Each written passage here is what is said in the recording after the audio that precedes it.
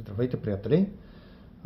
Днес ще направим сравнение между три млека, които подквасихме. Едното е млекомата на Красно село, за което вие от дълго време ми казвахте да направя видео. И аз го подквасих, направих едно предно видео. Сега ще го сравним с домашно мляко, което нямахме от дълго време възможност да закупим, защото нямахме време да излезем от града и да отидем от там, откъдето го купуваме. Първото е ето го млекомата, това го квасихме преди няколко дни, както знаете, имаше водичка отгоре излязла. Няма някакъв кой знае какъв каймак и съответно и гъстотата му не е особено впечатляваща. Освен това има един типичен аромат, който разговарях с хора, млекари, от които купувам мляко и които ми казаха, че вероятно хигиената на този млекомат не е особено голяма. Тоест самия съд, в който се съдържа млякото и което примерно аз купувам в понеделник, то ако е стояло събота и неделя и никой не го е купил, вътре започва някаква миризма в този съд и той ако не го почистват регулярно, когато сварите прясното мляко, има една такава особена миризма, която не е никак приятна, меко казано с извинение неповръщано. Когато изтина млякото, тази миризма не се усеща толкова, обаче няма миризмата на прясното мляко, което примерно купувам от говедарци или от някое друго село. Ето го прясно мляко купано ония ден. Просто съм го налял в стъклената бутилка на Борчвор, което съм ви показал в предишно видео, но ето го да видите, млякото има каймак отгоре. Това е втора бутилка, между другото тук бях сложил просто по-малко от каймака, но то пак е образувало каймак, понеже го налях топло. И ето го млякото, стои много мазно, жълто е млякото на цвят, много добро мляко. Сега ще ви покажа и няколко буркана подквасено от това краве мляко. Ето го виждате разликата между млекомат и това мляко. Като тук си играх в различните буркани с няколко различни закваски, с различни температури. Тук ползвах, специално за това ползвах млякото от млекомат за подквас. Ползвах и други, ползвах и от заквасеното от Борчвор, което заквасихме по-рано миналата седмица заедно с това от млекомата. Ето втори буркан, заквасено домашно, както виждате, доста гъсто. Тук примерно при това сложих малко по-малко заквас и виждате, пусна малко повече вода, но и съответно малко по-рядко стои като консистенция, но като цяло не стои парцалесто като това от млекомат. Ето още един буркан, сега ще ви покажа, заквасено. Ето го и това стои много гъсто. Образува си каймак, нещо, което това от млекомат не прави. И двата пъти, в които го квасих, не прави, докато това го взимам за втори или трети път от този човек от село. И както виждате, ето го и това също стои много гъсто.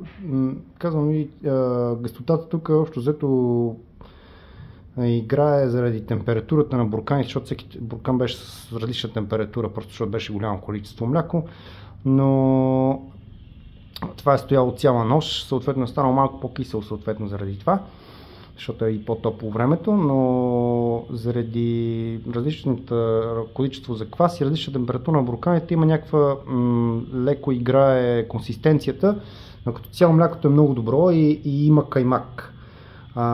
Докато това от млекомата така и не успях да го накарам да образува каймак. Сега ще ви покажа, купихме и овче мляко. Сега ще ви покажа, това е овче мляко, което си го квасили хората, които ни го продадоха. Ето го виждате как стои. А сега ще ви покажа овче мляко, което ние си го подквасихме. Ето го.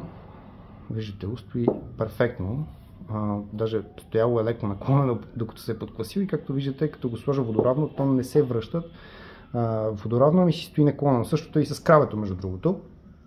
Ето го. Стои си така както е. Не е течно с консистенция течна, която да се разлее после в буркана, като го оставим водоравно. Ето друг буркан и то стои наклонено, както виждате. Има си каймак отгоре, много е гъсто, почти даже никаква вода не е пуснало. Другото интересно нещо е примерно, че когато буркана поседи няколко дни, като този от млекомата в хладилника, ако има някаква минимална водичка, то си я поема обратно. Само че това от млекомата едно, че не е много прясно, явно има някакъв аромат неприятен.